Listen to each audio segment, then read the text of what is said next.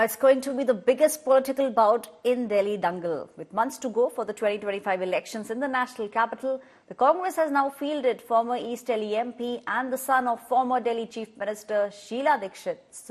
Sandeep Dikshit is all set to take on AAP convener Arvind Kejriwal with regards to the New Delhi constituency.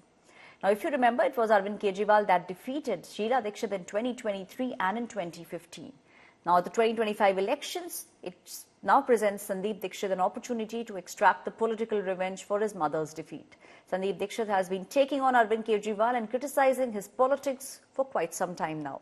The BJP is yet to announce its New Delhi candidate, but the buzz is that former West Delhi MP Pravesh Sahib Singh Verma may be fielded from this constituency. And if this happens, then the contest will be in the national capital between the two sons of two former chief ministers, and they'll be fighting against Arvind Kejriwal.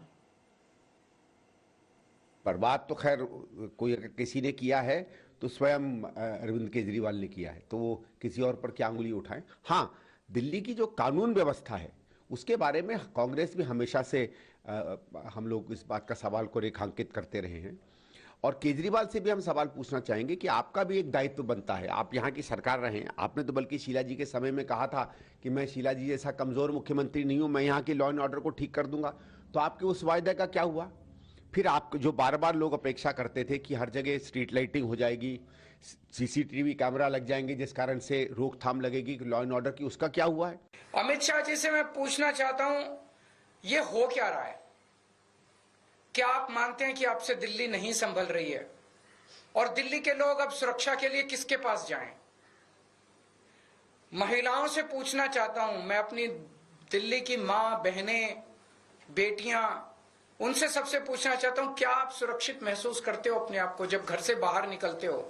Lakshmi नगर की महिलाएं, पटपड़गंज की महिलाएं, greater Kailash की महिलाएं, जनकपुरी की महिलाएं, कोई भी पूरे दिल्ली में कोई भी महिला अपने आप को सुरक्षित महसूस करती है? चाहे मेट्रो में जाएं, चाहे बस में जाएं, 7 बजे के बाद अगर बेटी घर ना लौटे तो माँ बाप को चिंता हो जाती है, पता नहीं सुरक्षित होगी कि नहीं होगी।